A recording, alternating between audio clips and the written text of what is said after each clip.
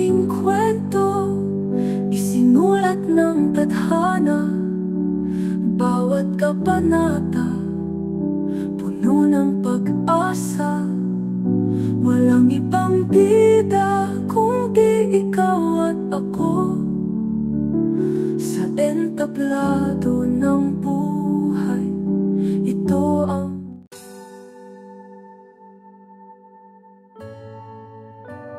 ang pag-ibig ay hindi laging nagdadala ng liwanag. Minsan, ito ay nagiiwan ng anino.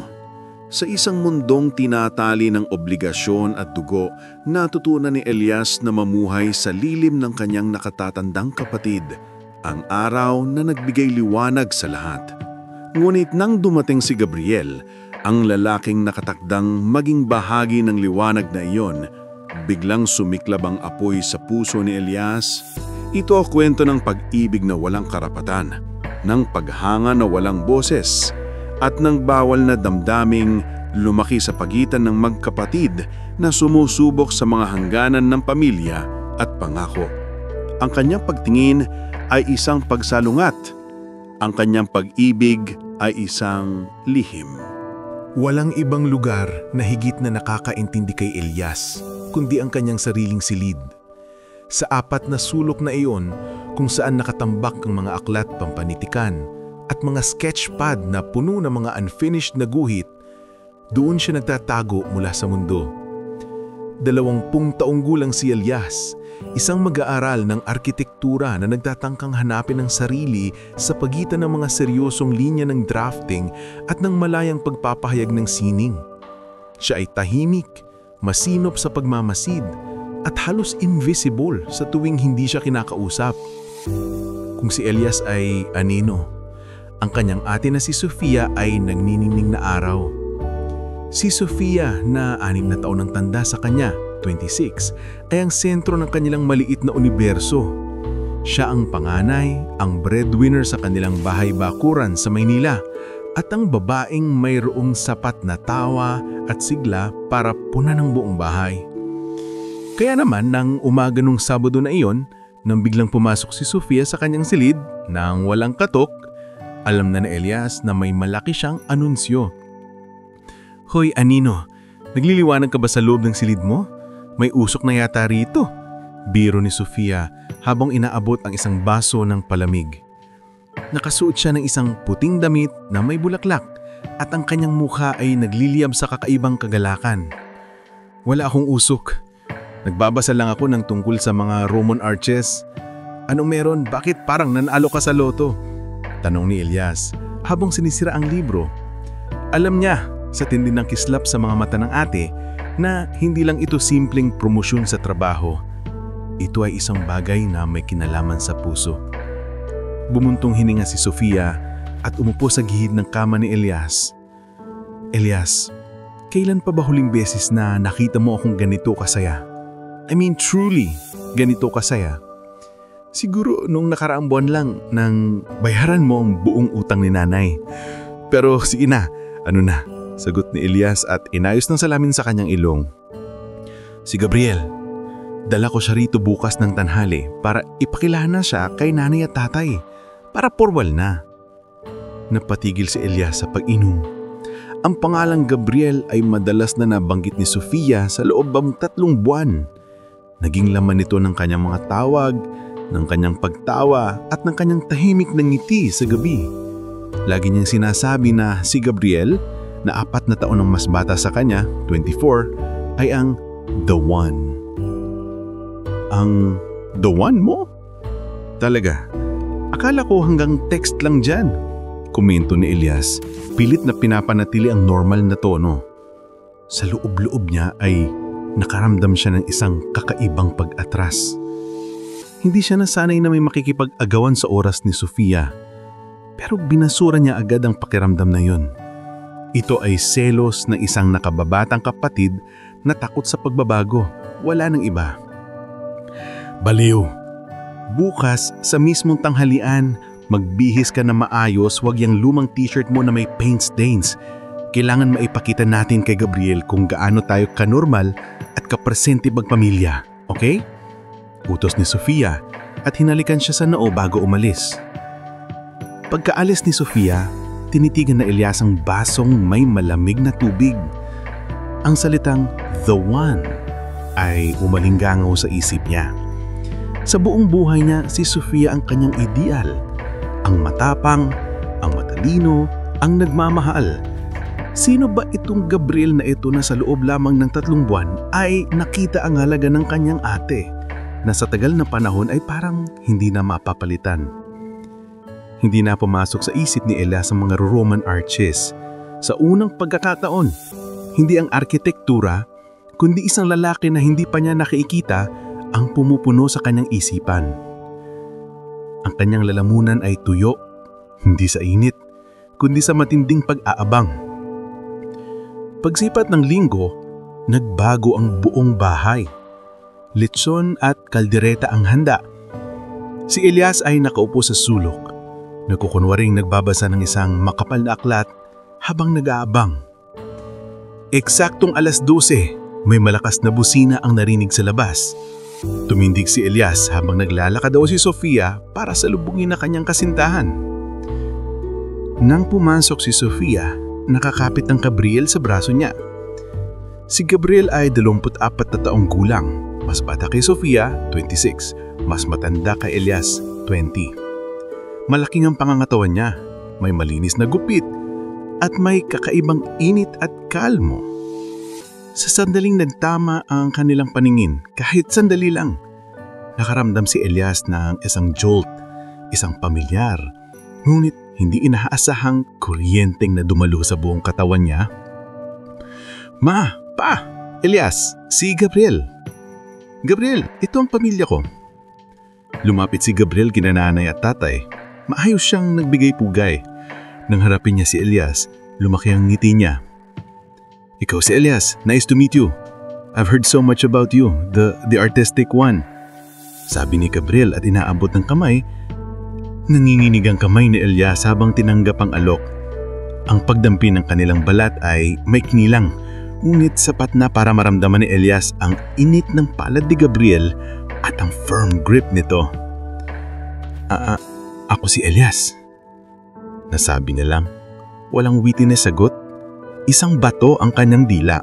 Nauupo sila sa hapag-kainan.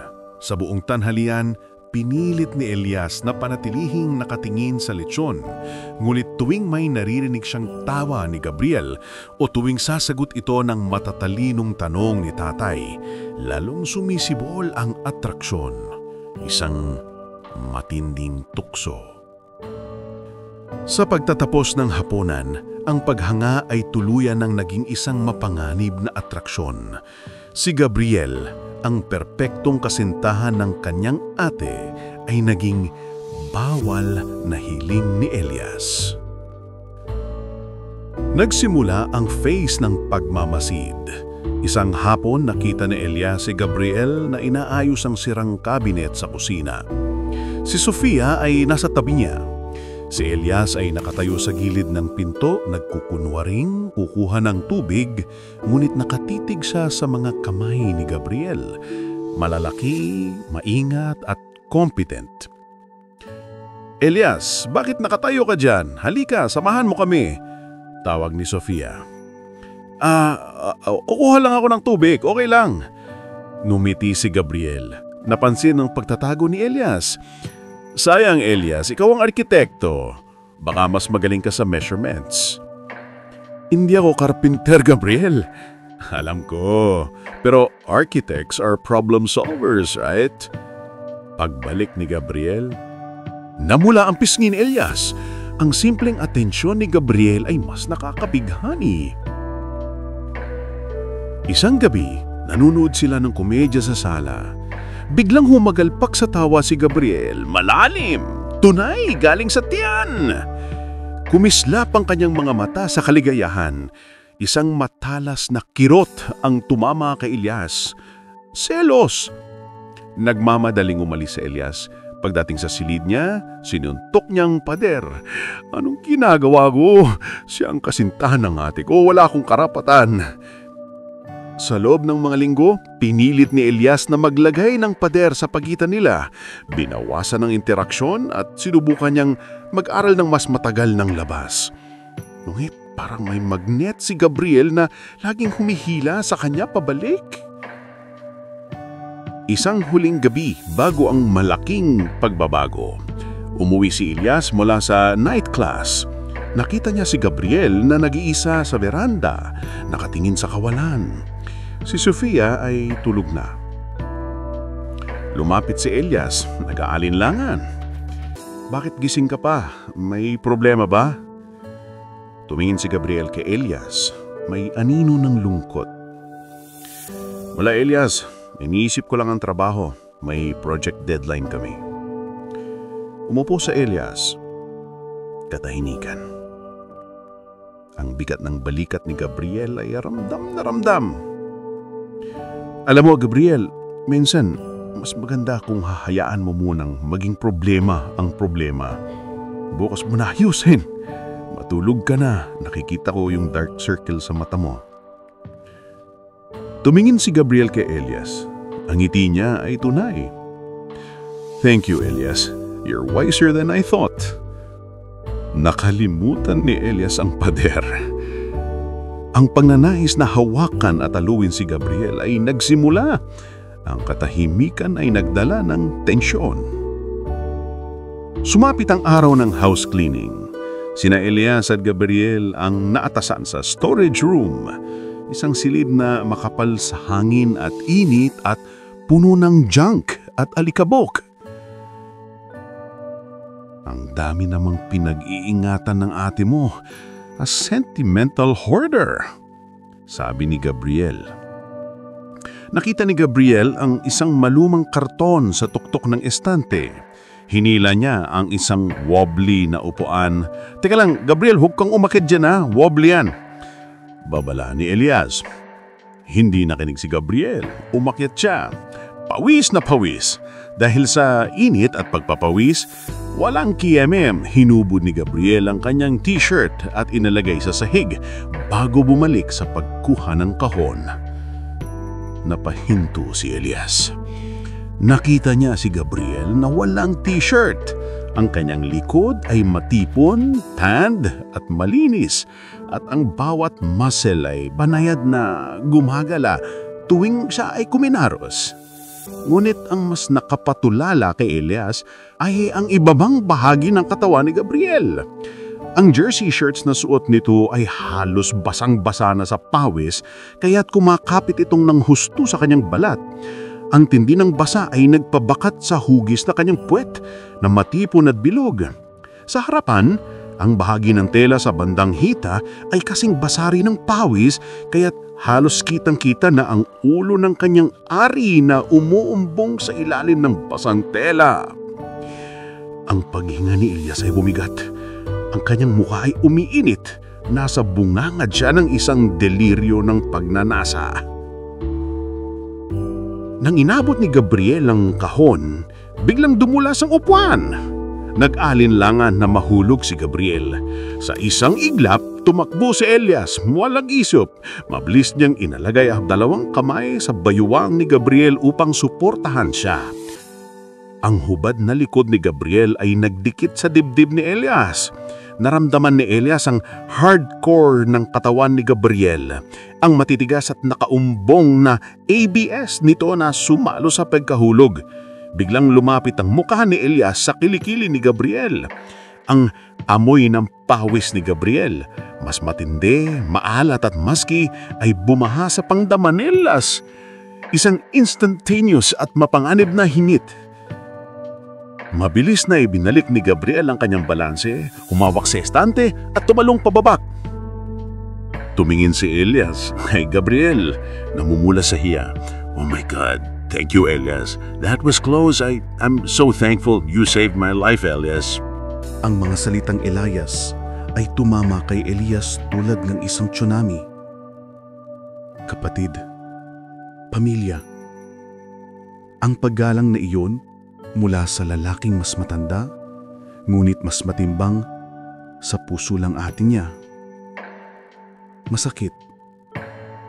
matamis. Umalis si Gabriel, dala ang mga yearbook para kay Sofia.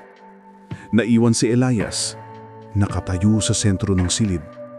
Hinahabol ang hininga, ang init, ang amoy, ang bigat. Lahat ay nananatili. Hinawakan niya ang kanyang dibdib kung saan dumikit ang hubad na likod ni Gabriel. Ang init, ang amoy, ang bigat. Ang lahat ng pagtanggi ay gumuho. Huminga ng malalim si Elias. Ang kanyang mga mata ay manunubig. Hindi ito paghanga.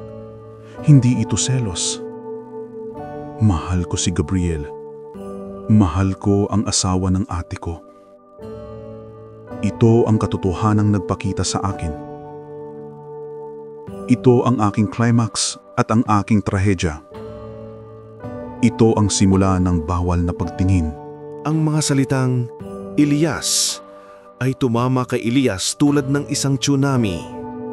Kapatid, pamilya, ang pagdalang na iyon mula sa lalaking mas matanda, ngunit mas matimbang sa puso ng ate niya. Masakit, matamis. Umalis si Gabriel, dala ang mga yearbook para kay Sofia. Naiwan si Elias, nakatayo sa sentro ng silid, hinahabol ang hininga. Ang init, ang amoy, ang bigat, lahat ay nananatili. Hinawakan niya ang kanyang dibdib kung saan dumikit ang hubad na likod ni Gabriel. Ang init, ang amoy, ang bigat, ang lahat ng pagtanggi ay gumuho. Huminga ng malalim si Elias, ang kanyang mga mata ay nanunubig. Hindi ito paghanga, hindi ito selos. Mahal ko si Gabriel, mahal ko ang asawa ng ate ko. Ito ang katotohanang nagpakita sa akin. Ito ang aking climax at ang aking trahedya. Ito ang simula ng babawal na pagtingin. Matapos ang insidente sa storage room, ang buong bahay ay naging isang malaking pressure chamber para kay Elias. Ang hangin ay mabigat. Ang bawat segundo ay puno ng nag-aalab na alaala ng hubad na likod ni Gabriel, ng tigas ng kanyang kalamnan at ng nakakalasing na amoy ng kanyang pawis. Ang bawat sulyap, ang bawat simpleng "Hi Elias" mula kay Gabriel ay nagtulak kay Elias sa bingit ng pagkabunyag. Ang pag-ibig na dati matamis at tahimik na paghanga ay nayoy isang masakit, naglalaglab na pagnanasa. Ang kanyang depensa ay ang paglayo. Nagsimula siyang umuwi ng huli, nagtatrabaho sa aklatan hanggang sa magsara ito o kaya naman ay nagkukubli sa kanyang silid, nakikinig sa mga headphones at nagtatangkang hanapin ang kapayupaan sa pagitan ng mga linya ng kanyang drafting paper. Pero si Gabriel, na ngayon ay halos naninirahan na sa kanilang bahay, ay may sariling misyon, ang maging pamilya. Isang Biyernes ng gabi, umuwi si Elias. Walang tao sa sala maliban kay Gabriel na nakaupo sa sofa at abala sa laptop. Nakasuot siya ng isang simpleng pullover at jeans. Ang mga ilaw ay dim at ang setting ay pribado. Walang Sofia na magsisilbing buffer. "Oh, Elias, nandiyan na pala ka. Hindi kita napansin," sabi ni Gabriel at isinara ang laptop. Ang ngiti niya ay kalmado at tunay. "Dito ka muna, Elias. May gusto lang ako itanong." Umupo si Elias na inalagay ang pinakamalaking distansya sa pagitan nila. "Ano yun?" "Tungkol sa proyekto mo. Nakita ko kasi sa lamesa mo yung mga sketches ng residential building na ginagawa mo. May ilang katanungan lang ako." Sabi ni Gabriel na kinuha ang isang sketch na ginawa ni Elias. "Oh Diyos ko, hinawakan niya ang gawa ko. Tinignan niya ang gawa ko." Ipinakita ni Gabriel ang isang bahagi ng fasad na ginawa ni Elias. "Tignan mo to. Ang ganda ng laro ng shadows na ginawa mo sa texture ng dingding. Pero sa tingin mo, hindi ba masyadong mabigat tong disenyo? Parang hindi practical para sa klima natin?" Nagsimula silang mag-usap tungkol sa arkitektura, isang paksang bihirang maibigay ni Elias sa iba. Ang boses ni Gabriel ay malumanan. Ang kanyang tanong ay hindi mapanghusga kundi interesado. Sa loob ng isang oras, nakalimutan ni Elias ang awkwardness. Nakalimutan niyang forbidden attraction. Nakita niya si Gabriel bilang isang mentor, isang confidant, isang lalaking may sapat na maturity para makita ang hindi nakikita ng iba. Alam mo, Elias, ang galing mo talaga. Hindi ka lang technical. May puso ang mga disenyo mo. Pero parang may dinadala ka. Seryoso ka masyado para sa isang 20 taong gulang. May problema ba sa course mo? Ang tanong na yon ay tumago sa baluti ni Elias. Kung alam mo lang, Gabriel, ang anong problema ang dinadala ko. Wala. Masyado lang akong stressed sa deadline. Pagdadahilanan ni Elias. Tumanggo si Gabriel at lumapit sa kanya na binawasan ang distansya nina. Ang kanyang kamay ay dahan-dahang dumampa sa balikat ni Elias. Isang simpleng gesture ng pag-aalala, ngulit isang jolt ng electricity para kay Elias. Huwag mo masyadong bigyan ng sakit ang sarili mo. Alam ko na mahal mo ang ate mo at gusto mo siyang protektahan. Kaya gusto ko ang malaman mo, I'm here. Hindi lang ako ang magiging asawa ni Sofia. Gusto ko ring maging kuya mo, Elias. Isang kaibigan na makakausap mo anytime. Ang sinseridad sa mga mata niya ay halos nagpaiyak ni Elias. Isang kaibigan na makakausap mo. Ngunit paano niya kakausapin si Gabriel kung si Gabriel mismo ang sentro ng problema niya? Ang pangako niya na pagkakaibigan ay mas masakit pa kaysa isang pagtanggi. Dahil doon ay nagbigay siya ng pag-asa sa akin habang inilalagay naman ako sa isang masikip na kahon. Nagsimula si Elias na iwasan ng mga one-on-one na interaction. Ngunit minsan ang pag-iiwas ay humahantong sa pinakamapanganib na pagkalapit. Isang Lunes ng hapon, nasa bahay si Elias, naghahanda para sa klase. Nang narinig niya ang tunog ng tubig sa banyo na dulo ng pasilyo. Si Gabriel. Alam niyang kararating lang nito sa trabaho at paniguradong naliligo ito bago dumating si Sofia. Naglakad si Elias papunta sa kusina. Pagdaan niya sa banyo, natigilan siya. Napansin niyang may maliit na gap sa pintuan. Ang pintuan ay hindi na isarang mahigpit at may isang pulgadang uka kung saan kitang-kita ang loob. Hinayaan si Elias na hilahin ng kanyang desire. Dahan-dahan siyang lumapit sa pintuan, ang kanyang puso ay humampas ng mabilis, ang hininga ay tumigil. Sa loob, naroon si Gabriel, nakatalikod, tinatamaan ng tubig. Walang sapot, ang likod niya ay matipon. Ang bawat muskulo ay banayat na gumagalaw habang siya ay nagsasabon. Ang kanyang puwetan, matigas, bilugan at ganap na nakabakat sa sikat ng ilaw. Bumaba ang tingin ni Elias, dumaan sa makitkid na trail ng buhok sa kanyang likod. Pababa, pababa. Nakaramdam ni Elias ng pag-init ng kanyang ari sa loob ng kanyang jeans. Ang kanyang kamay ay kusang dumulas na baba sa kanyang sarili. Hindi ko dapat tinitignan ito, ngunit hindi niya kayang pigilan. Nakita niya ang binti ni Gabriel at ang isang kamay ni Gabriel na buwaba para kunuha ng sabon. Nang humarap si Gabriel sa tubig, nasulyap ni Elias ang kanyang harap. Sa gitna ng kanyang bewang, ang kumpol ng buhok ay trimmed, maayos at nakapwesto sa paligid ng kanyang pagkalalaki. Malaki, relaxed at nakakabighani. Nag-iinit ang dibdib ni Elias, puno ng matinding pananasa habang pinapanood niya si Gabriel na walang malay na nagsasabon sa matipong dibdib at bewang nito. Ang bawat galaw ni Gabriel ay isang arte, isang torture para kay Elias. Gusto ko siyang hawakan, gusto kong damin ang balat na yan sa aking mga labi. Tiyak na si Elias ay mababaliw. Ipinikit niya ang kanyang mga mata, ngulit ang imahen ay nanatiling etched sa mutak niya. Handa na siyang umalis, ngulit biglang. Bzzz! Malakas na busina ng sasakyan, si Sofia. Naramdaman ni Elias ang adrenaline na dumaloy sa kanyang katawan. Tumindig siya. Ang kanyang kamay ay mabilis na inalis sa kanyang ari. Naglakad siya palayo sa banyo, nagmamadali. Ang kanyang muka ay namumula. Ang hininga ay mabilis at ang kanyang isipan ay puno ng raw, burning desire. Nakita ko siya. Ang sikreto ni Elias ay lalong tumindi, puno ng kahiyam, ngunit puno rin ng malalim, madilim na kaligayahan. Si Gabriel, ang kasintahan ng ate niya, ay nakatatak na ngayon sa kanyang pinakapribadong pagnanasa. Sa sumunod na araw, tuluyan ng gumuho ang pagtatanggi ni Elias. Wala nang balikan. Ang pag-ibig niya kay Gabriel ay totoo. Ito ay matindi, malalim at ganap. At dahil totoo ito, nagsimula siya makaramdam ng matinding kahiyan at takot. Natatakot siyang mabuking. Paano ko malalaman ni Sofia? Paano ko malalaman ng mga magulang nila? Ang katapusan ng mundo ang magiging kapalaran niya. Nakakaramdam siya ng betrayal sa atin niya.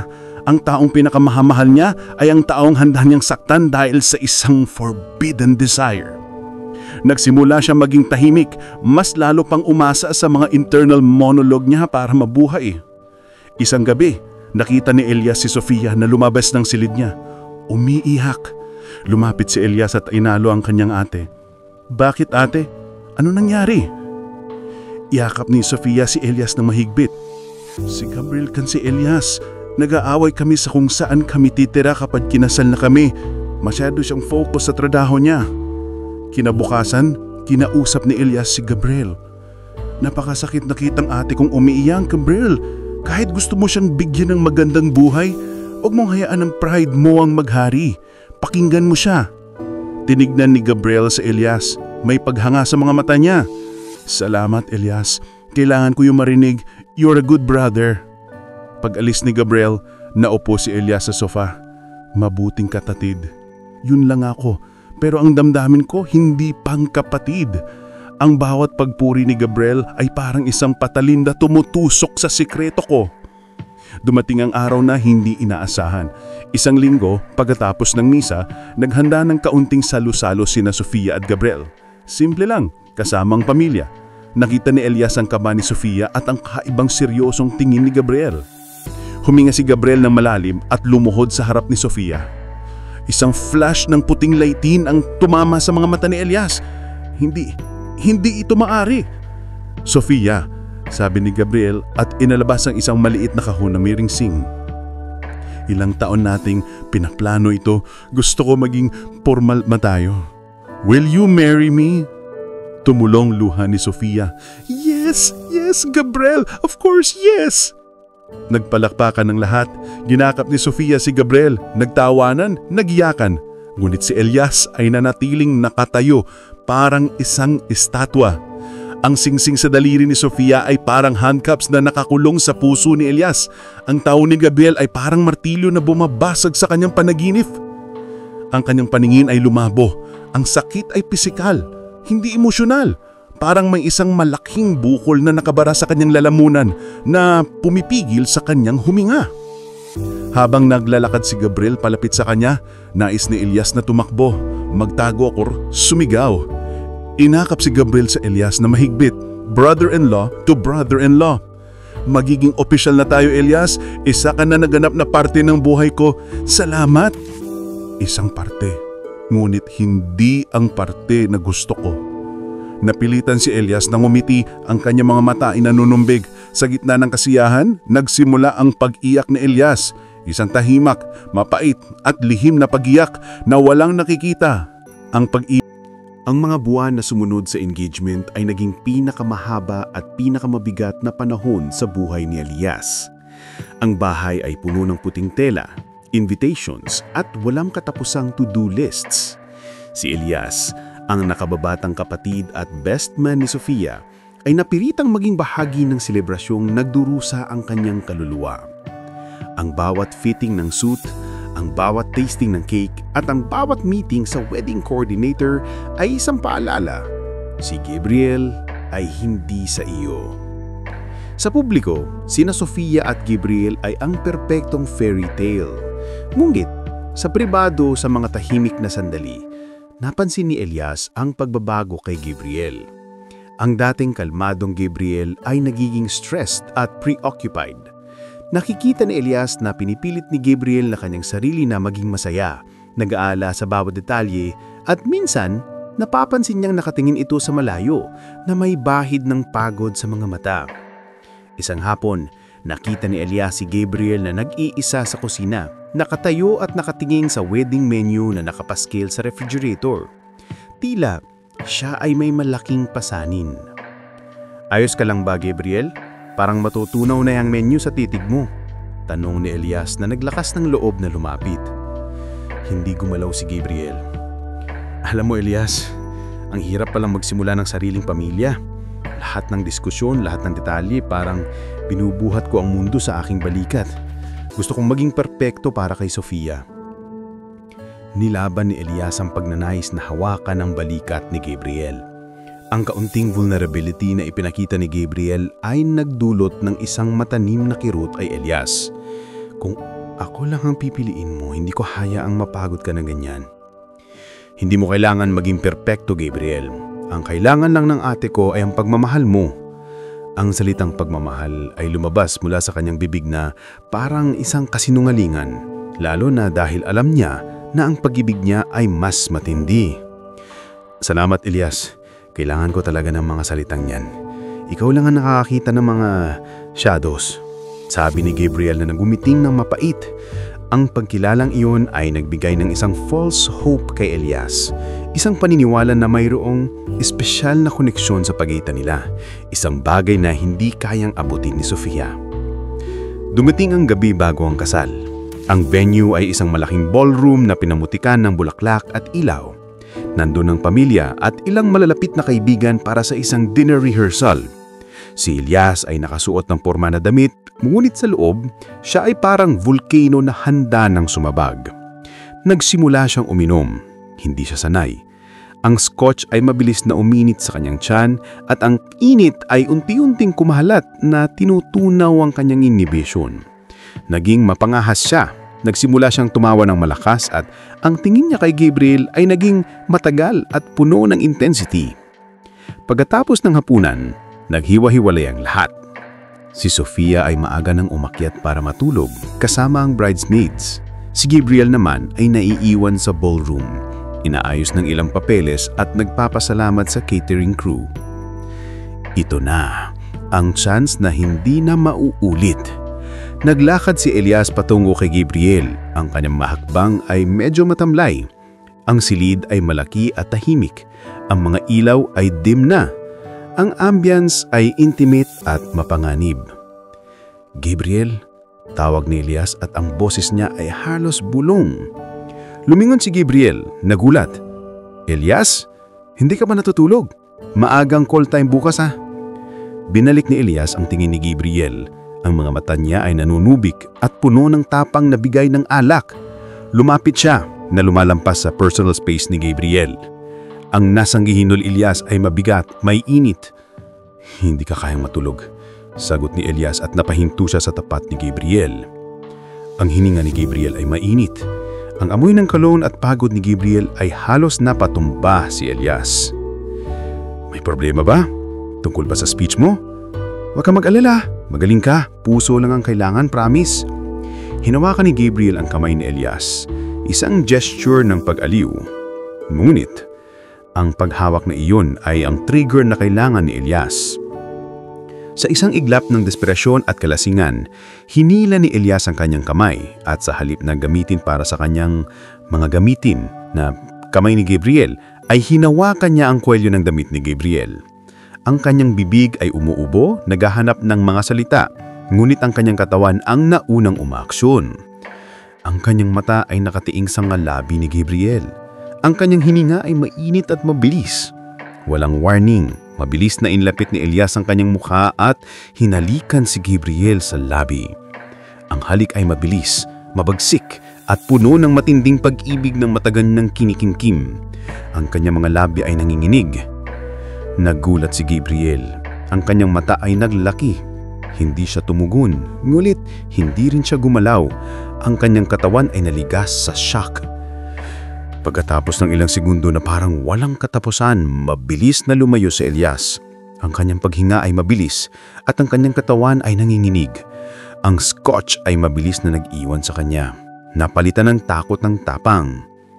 Hindi nagsalita si Gabriel. Tinignan lang siya ni Elias. Ang kanyang mga mata ay puno ng confusion at betrayal.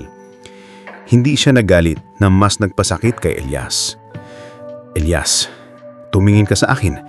Umiinom ka. Nagpapagod ka lang, okay? Let's just forget this ever happened. Hindi ko malilimutan, Gabriel. Every moment na kasama kita, ang storage room, ang paliligo mo, ang pag-aalaga mo sa akin, it's all real. Hindi ako bata. Alam ko kung ano nararamdaman ko. Hindi ito paghanga, pag-ibig to, pero... Huminto si Elias, ang luha ay nagsimulang dumaloy. Nabundungan ni nga si Gabriel, ang kanyang ekspresyon ay lumambot, napalitan ng shock at pity. Hindi sa nagalit na mas nagpapasakit kay Elias. Elias, tumingin ka sa akin, sabi ni Gabriel nang hawakan si Elias ang balikat at pinilitan siyang humarap. Ang kanyang paghawak ay firm pero hindi gentle. Umalis ka na, Elias. Matulog ka na. Magpakabuti ka. Bukas, maging best man ka, hindi ito.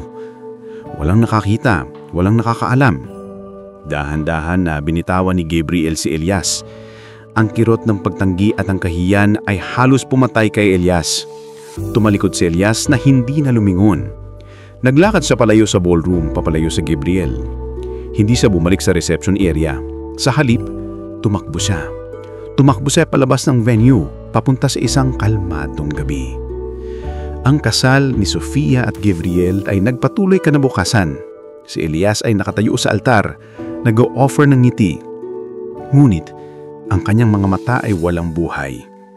Nang naghalikanan sina Sofia at Gabriel, ang jolt na dati nang naramdaman ay napalitan ng numbness, isang walang lamang na lungkot. Sa reception, habang nagtatawanan ng lahat, nagpasisyon si Elias. Kaagadan niyang aalis ng Maynila, gagamitin niyang kanyang internship at thesis bilang dahilan. Nang nagpaalam si Elias kay Gabriel, tinitigan siya ni Gabriel. May kakaiba sa mga mata ni Gabriel, ang glimpse ng pag-aalindangan o kaya naman guilt. Ang lalaking ikakasalang ay ngayon ay may secret na nagpapabigat sa kanyang konsensya. Mag-iingat ka, Elias, sabi ni Gabriel. Kayong dalawa rin, Gabriel. Umalis si Elias. Dala ang kanyang malaking sikreto at ang masakit ng malaala ng isang halik na hindi sunuklian. Ang kanilang koneksyon na hindi nagwakas. Nagbago lang ang forma. Ang bawal na pagtingin ay naging bawal ng kwento na layon ay hinihiyaan lang ni Elias na lumayo muna. Umaasa na ang distansya ang magpapagaling sa kanyang puso. 3 taon. 3 taon ang lumipas mula nang tumakas si Elias sa Maynila, dala ang kahiyan ng hindi sinuklian na halik at ang matinding kirot ng kasal. Sa loob ng panahong iyon, sinubukan niyang burahin ng memorya ni Gabriel gamit ang arkitektura bilang therapy at ang malawak na distansya ng probinsya bilang shield. Nagtrabaho siya ng walang humpay. Itinuon ang lahat ng kanyang pagnasa at galit sa pagbuo ng mga structure na matitibay, kabaligtaran ng kanyang sariling puso na nabiyak. Kahit nakahanap siya ng mga kaswal na pag-ibigan, mga fling na walang commitment, ang bawat halik, ang bawat dampi ay nagpapaalala lang sa kanya na si Gabriel ang benchmark. Walang sino man ang nakalapit sa kalidad ng taong kinailangan niyang iwanan.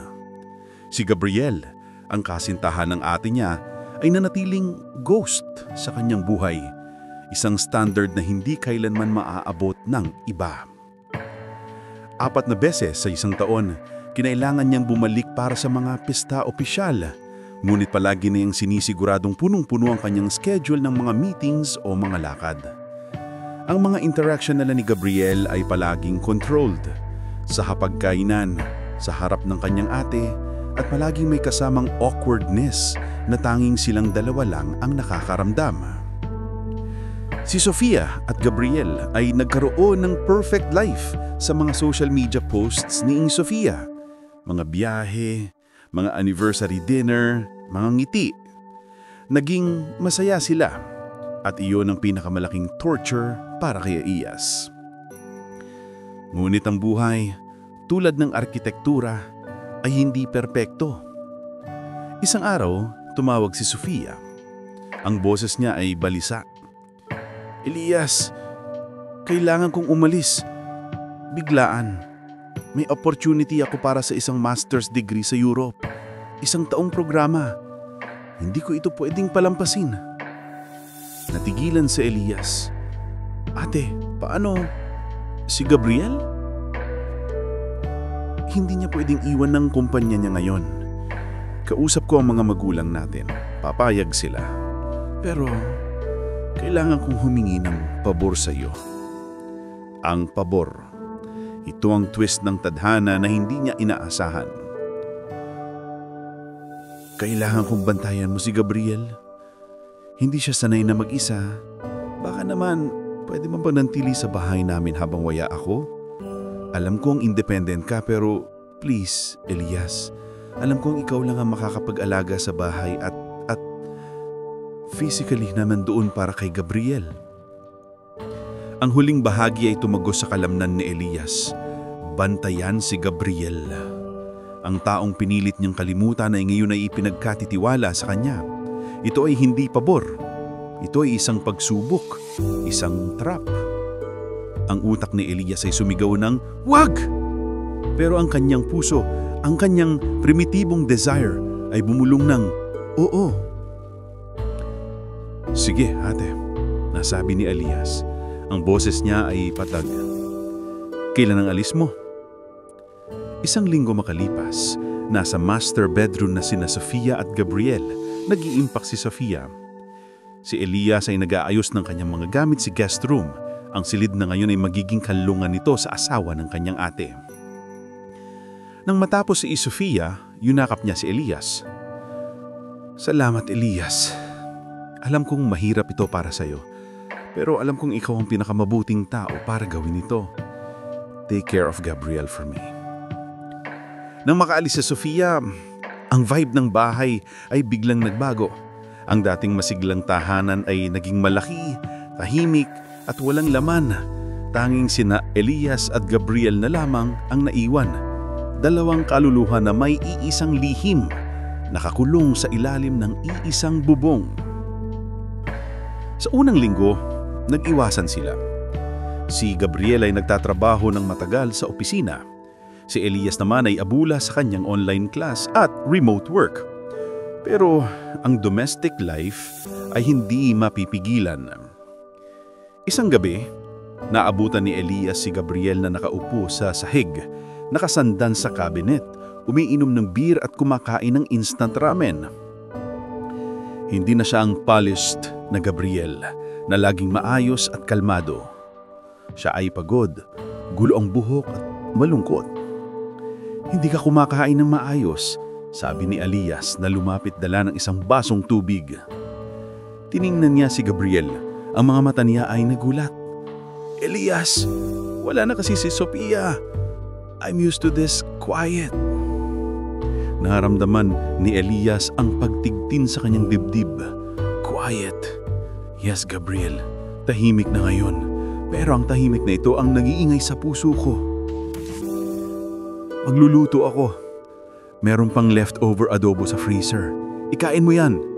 Hindi ka pwedeng magtrabaho ng ganyan." At nagsimula ang kanilang routine. Gabi-gabi, nagluluto si Elias. Si Gabriel naman ang naghuhugas. Nag-uusap sila tungkol sa trabaho, sa politika, sa buhay, sa lahat, maliban sa elephant in the room. Ang halik, ang shower scene, at ang forbidden feeling. Ngunit ang pagkakalapit ay nakakamatay. Isang hapon, habang nag-e-edit sa Elias ng blueprint sa sala, natulog si Gabriel sa sofa. Hawak ang kanyang laptop sa sobrang pagod. Walang imik na lumapit si Elias, dahan-dahang inalis ang laptop sa kalungan ni Gabriel at kinumutan ito. Nakatitig siya sa mukha ni Gabriel. Mas matanda na ito, may bahid ng pagod sa ilalim ng mga mata, ngunit mas handsome pa rin. Ang kanyang pag-ibig ay hindi nawala. Nag-hibernate lang ito at ngayon ay nagigising ng mas butom at mas malakas. Ang paghinga ni Elias ay naging mabigat. Lumapit siya, dahan-dahang inalapit ang kanyang labi sa noot ni Gabriel. "Isang sandali lang, Elias. Isang sandali."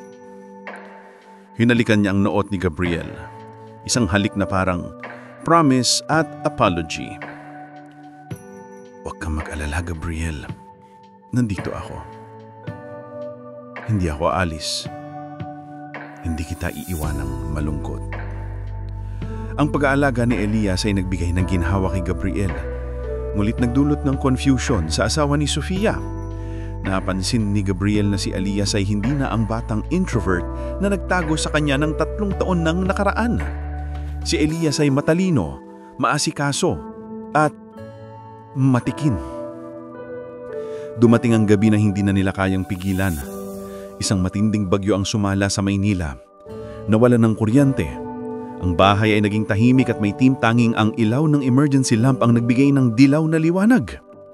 Nasa sala sila, umiinom ng mainit na kape. Ang katahimikan ay puno ng tensyon. Ang tahimik, bulong ni Gabriel. Nakakabaliw ang ganitong katahimikan. Naaalala ko lang si Sofia. Gusto ko na siyang umawi. Naramdaman ni Elias ang kirot ng selos. Ngunit ang nakita niya ay hindi ang asawa ni Sofia, kundi ang lonely man na may vulnerability. Hindi magtatagal, Gabriel. Uuwi rin siya. Stay strong. Madaling sabihin at tawa ng pakli si Gabriel. Minsan, iniisip ko, ibinigay ko ang lahat para sa pangarap na ito pero parang may kulang. Parang hindi ito ang finish line na inaakala ko. Kulungan niyang Gabriel. Kulungan niya ng mga pangarap mo. Si Gabriel ay huminga ng malalim. Hindi ako nagsasabi ng masama, Elias. Mahal ko ang Sofia. Pero sa gabi kapag taimik at wala siya, hindi lang ang presensya niyang namimiss ko. May init at yakap akong hinahanap. May kung anong gutom na hindi naalis ng trabaho. I feel so alone. Nang nakita niyang mangingid na luha ni Gabriel, hindi na niya nakontrol ang sarili. Ang pag-ibig ni Elias ay mas malakas kaysa sa kanyang sense of morality. Lumapit si Elias, umupo sa tabi ni Gabriel at yunakap siya hindi bilang brother-in-law, kundi bilang isang lalaking handang magbigay ng init at kumpor. Yunakap si Gabriel si Elias pabalik, mahigpit, desperado tulad ng isang drowning man na kumakapit sa anumang lumulutang. Naramdaman ni Elias ang bigat at tigas ng katawan ni Gabriel. Ang kanyang likod ay muskular pa rin at matipon. Patunay na hindi napapabayaan ng kanyang pangatawan sa kabila ng stress ng trabaho at kalungkutan. Ang hininga ni Gabriel ay mainit sa leeg ni Elias. Sa tagal ng pagdikit ng kanilang mga katawan, naramdaman ni Elias ang isang matinding sensasyon. Isang sexual tension na nagmumula sa pagkakakulong. Tila naramdaman ni Elias ang tagal ng walang pagkakawala ng physical release ni Gabriel. Isang malakas na gutom na inukit sa kanyang kalamnan dahil sa pag-alis ni Sofia. Salamat, Elias. Salamat sa pagiging nandito. Nandito ako, Elias. Ang yakap ay tumagal ng matagal. Mas matagal kaysa sa dapat. Ang init ng katawan ni Gabriel. Ang kanyang amoy na ngayon ay fresh and clean. Ang bigat ng kanyang yakap, lahat ay tumula kay Elias sa edge. Nagsimula siyang imasahe ang likod ni Gabriel, pababa sa baywang. Binitawan ni Gabriel ang yakap, ngunit nanatili silang magkalapit. Ang kanilang mga mata ay nagtagpo sa dim light ng emergency lamp. Ang mga labi ni Gabriel ay bahagyang nakabukas. Ang kanyang mga mata ay nanunubig, ngunit hindi na dahil sa kalungkutan, kundi sa isang bagay na mas raw at mapanganib. Inaabot ni Elias ang mukha ni Gabriel. Hawak ang jawline ni Gabriel, dahan-dahan niyang inilapit ang sarili niya. Ang kanilang mga noo ay nagdikit, ang paghinga ay magkahalo. Ito na ang pangalawang pagkakataon. Hihilahin na sana ni Elias si Gabriel para sa isang halik. Hindi na isang halik na lasing, kundi isang sadyang halik ng matinding desire nang biglang kumislap ang mga ilaw. Plik! Bumalik ang kuryente. Ang silid ay biglang limiwanag at ang intimate moment ay naging isang harsh reality. Mabilis na umatras si Elias, parang napaso. Bumalik siya sa kanyang upuan, ang puso ay tumitibok ng mabilis, ang kanyang mukha ay namumula. Si Gabriel naman ay tiningnan si Elias, hindi ng galit, hindi ng awa, kundi ng mabinding pagkalito at pag-aalinlangan. Mayroon siyang isang ekspresyon na nagsasabing, halos ginawa ko yun. Halos sinuklian ko yon. Ang mata ni Gabriel ay tiningnan ng mga labi ni Elias at pagkatapos ay tumingin sa wedding picture nila ni Sofia na nakasabit sa dingding. Nagbabago na siya, napagtanto ni Elias. Ang pag-aalinlangan ni Gabriel ay ang panalo ni Elias. Ang pagkakalapit ay nagdulot ng mas malaking problema. Ang pagbabalik ni Elias ay nagbigay ng isang crack sa perfect marriage ni na Sofia at Gabriel. Ang sikreto ay hindi na lang sa puso ni Elias, nagsisimula na itong lumipat sa kaluluwa ni Gabriel. Ang pagbabalik ng kuryente ay hindi nagdala ng liwanag, kundi ng mas matinding dilim.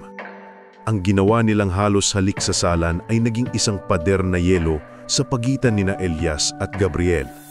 Magkakasama sila sa bahay, ngunit mas malayo pa sila sa isa't isa kaysa noong nasa Europe si Sofia. Si Gabriel, na dati bukas at kalmado, ay naging mas tahimik. Abalang-abala siya sa trabaho, tila sinasadya niyang takasan ng bahay. Ngunit kapag nagkakatagpo ang kanilang mga mata, ang pagkalito at unspoken desire ay nananatili, parang alinsangan sa hangin. Isang gabi, dumating si Elias mula sa late class.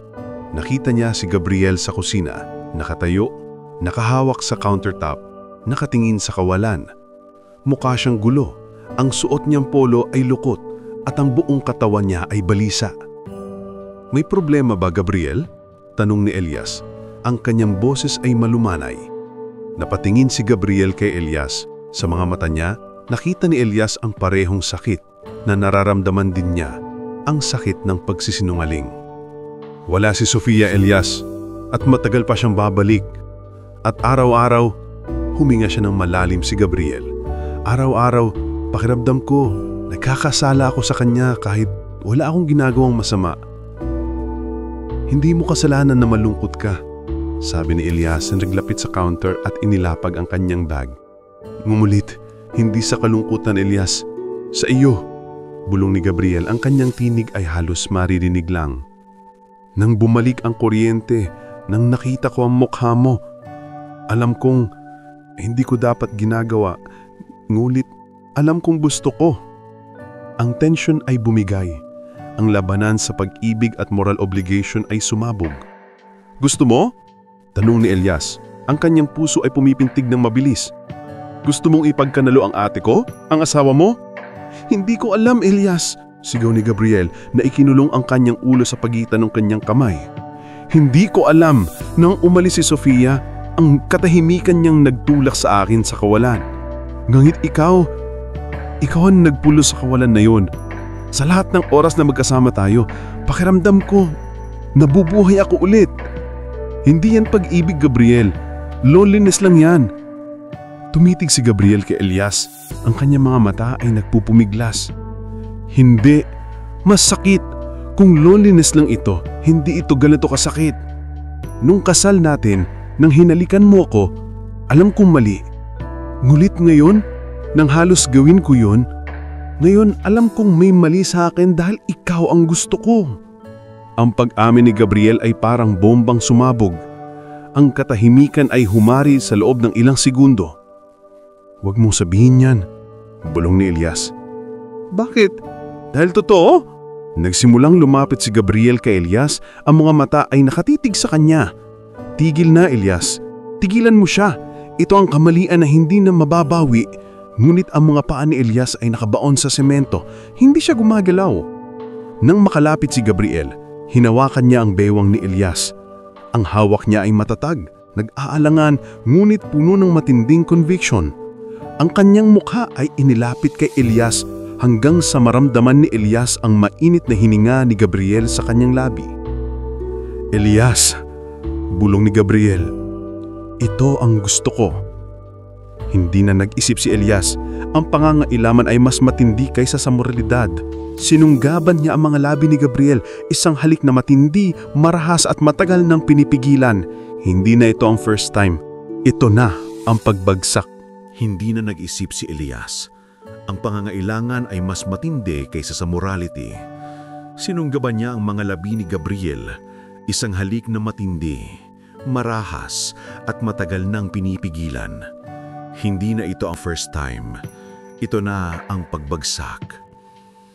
Itinulak ni Gabriel si Elias papunta sa countertop ng kusina. Ang bawat utensil sa rack ay tumunog sa kanilang pagdampi. Sumampa si Elias sa counter. Hila-hila ang mukha ni Gabriel. Ang kanilang mga dila ay nag-umpisang maglaro, marahas, naghanap, nagtatagpo. Ang dila ni Elias ay sumakop sa bibig ni Gabriel, tila humihingi ng lahat, at si Gabriel naman ay nagbigay ng lahat na gumanti sa bawat pagtulak ni Elias. Ang kanilang mga hininga ay naging hininga ng pagnanasa. Shhh! Umungol ni Gabriel habang hinahalikan niyang leeg ni Elias. Mabilis na hinubad ni Gabriel ang kanyang polo at ang kanyang muscular na dibdib ay nakadikit na kay Elias. Binitawan ni Elias ang halik at mabilis na lumuhod siya sa harap ni Gabriel. Hindi na siya nag-atubili. Hinila niya pababa ang jeans at boxers ni Gabriel. Sa harap niya, ang ereksyon ni Gabriel ay nagngangalit na, matigas, namumula at napakainit. Tinitigan ni Elias ang pagkalalaki ni Gabriel, ang kanyang forbidden fruit, at sinakop niya ito sa kanyang bibig. Napaungol si Gabriel sa matinding pleasure habang nakahawak sa ulo ni Elias. Elias, dahan-dahan. Si Elias ay nagpatuloy. Dinadala si Gabriel sa edge ng control. Ang kanyang mga mata ay nananatiling nakatingin sa mukha ni Gabriel. Nakikita ang matinding pleasure at ang raw desire na nakaukit sa kanyang mukha. Hindi na nag-atubili si Gabriel. Hila-hila ni Gabriel ang kanyang pagkalalaki mula sa bibig ni Elias. Inangat niya si Elias mula sa sahig at dinala sa dining table. Itinumba ni Gabriel ang lahat ng gamit sa lamesa at dahan-dahang inilagay si Elias doon. Ang kanilang mga kamay ay naghanap ng mga damit na pwedeng hubarin. Mabilis na hinila ni Gabriel ang t-shirt at jeans ni Elias. Ngayon silang dalawa wala ng saplot. Nakihiga sa malamig na kahoy na dining table. Nakatitig si Gabriel sa hubad na katawan ni Elias. Ang kanyang mga mata ay nanlalaki sa pagmamangha. Ang liwanag sa kusina ay nagbigay ng banayad na shadow sa batang at makinis na balat ni Elias. Isang kakaibang pagkabaliw ang sumakop kay Gabriel na nagtulak sa kanyang nakalimutan ang lahat. Hindi ko na kaya, Elias. Umungol ni Gabriel, ang kanyang tinig ay nauutal. Gusto ko to, matagal na. Ikaw lang ang gusto ko. Nagsimula ang unang pagsakop ni Gabriel kay Elias. Matindi, marahas at puno ng matagal nang kinipigilang pagnanasa. Mas mabilis, Gabriel, mas mabilis, sigaw ni Elias habang gumagalaw si Gabriel sa kanya. Ang mga kalamnan ni Gabriel ay nadigting at si Elias ay nagsigaw sa pangalan ni Gabriel. Hindi sa pangalan ng asawa nito, kundi sa pangalan ng lalaking matagal ng pagmamay-ari ng kanyang puso. Ang mga tunog ng kanilang sugdulan ay sumambulat sa tahimik na bahay, nagbigay ng isang release na parehong pisikal at emosyonal. Sila ay humiga sa lamesa, hingal na hingal, pawisan at puno ng shame at satisfaction. Kinabukasang umaga, wala nang babalikan. Ang ginawa nila ay hindi na aksidente, ito ay choice. Nakaharap si Gabriel kay Elias. Ang kanyang mukha ay seryoso at malungkot. Mananatili ako kay Sofia. Desididong sabi ni Gabriel, ang bawat salita ay parang sentence kay Elias. Yun ang tama. Yun ang kailangan kong gawin. Hindi ko pwedeng gibay ng pamilya. Hindi ko pwedeng saktan si Sofia. Pero habang nagsasalita si Gabriel tungkol sa kanyang asawa, ang kanyang mga mata ay nakatitig sa mga labi ni Elias. Ang guilt ay may hangganan, pero ang pagnanasa ay wala. Pero hindi ko rin kayang mawala ka. Bulong ni Gabriel, hindi na. Hindi ko kayang balikan ang kawalan na naramdaman ko nung wala ka. Ang pag-ibig natin, Elias, it has to be a secret. Ang isang kasunduan ay nabuo, tahimik at nakamamatay. Ang kanilang pag-iibig ay magiging anino Isang lihim na kanilang lang. Ito ang magiging comfort nila at magiging sumpa nila. Ang kasal ni Gabriel at Sofia ay nagpatuloy at ang buhay nilang tatlo ay nagpatuloy, puno ng kasinungalingan, ng guilt at ng mga stolen moments.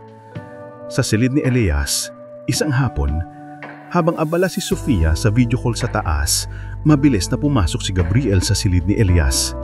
Ang silid na dating kalungan ng kanyang pag-iisa ay naging kalunganan ng kanilang pagnanasa. Sa loob, ang bawat halik ay parang pagnanakaw. Ang higpit ng yakap ni Gabriel ay puno ng guilt at lust. Sa tahimik na silid, ang kanilang mga ungol ay pinipigilan. Isang sining ng silent suffering at silent pleasure. Ang pagmamadali ng kanilang quickie ay nagdulot ng isang matinding adrenaline na mas matindi pa kaysa sa anumang inumin. Sa fire exit ng opisina, ang kanilang pag-iingat ay umabot maging sa labas. Sa opisina ni Gabriel, tuwing break time, naghihintay si Elias sa fire exit ng building. Doon, sa pagitan ng mga semento at bakal, sa malamig na hangin at ang tunog ng trapiko, ang mga halik nila ay mainit at desperado. Minsan, hindi na sila naghihintay ng privacy. Isang beses, isinalpak ni Gabriel si Elias sa pader at doon ay paulit-ulit na inangkin ang kanyang bayaho. At sa loob ng ilang minuto, ang kanilang pagnanasa ay nagwagi sa morality.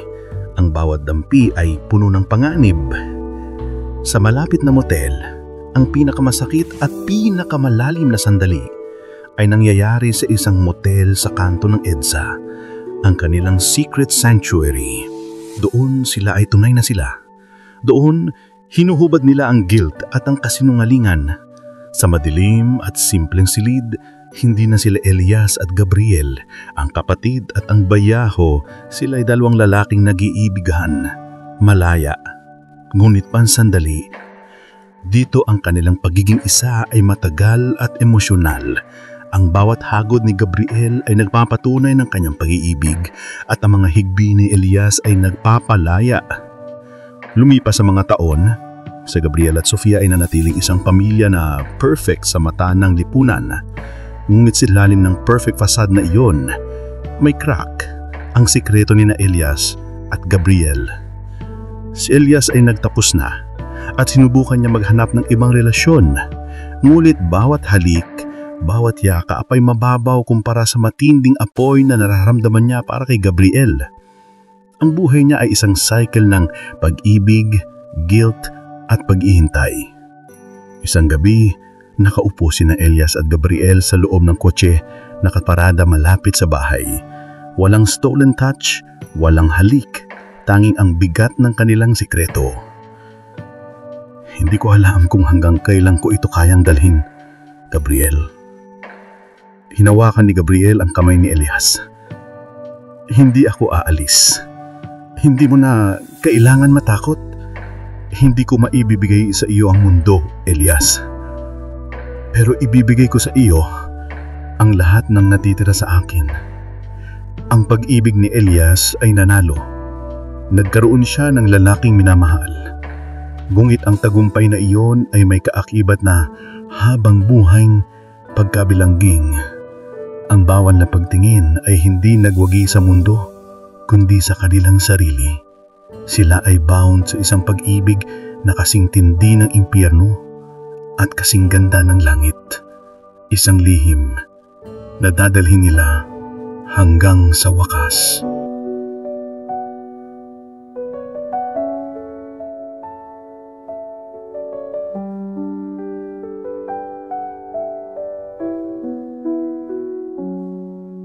Sa